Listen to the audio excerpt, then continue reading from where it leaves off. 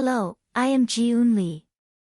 Today, we will review the MRI anatomy of the medial patellofemoral ligament or MPFL complex progressing from proximal to distal in the axial imaging plane.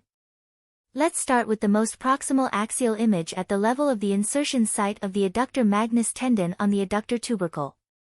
Here, within the purple dotted lines, we can identify the medial quadriceps tendon femoral ligament component of the MPFL complex.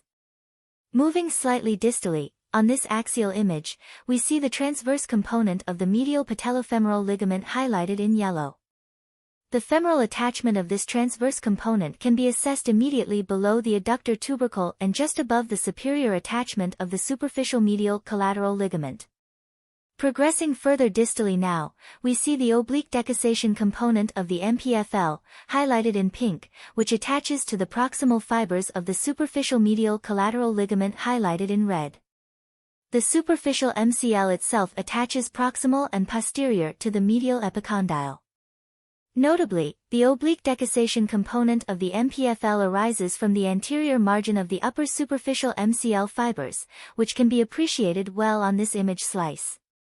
Clinically, in many cases of superficial MCL tears, the MPFL is also abnormal, particularly the femoral third of the oblique decussation component arising from the anterior upper MCL.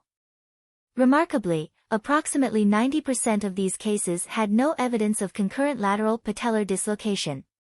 Thank you for watching. If you found my video helpful, please remember to like it.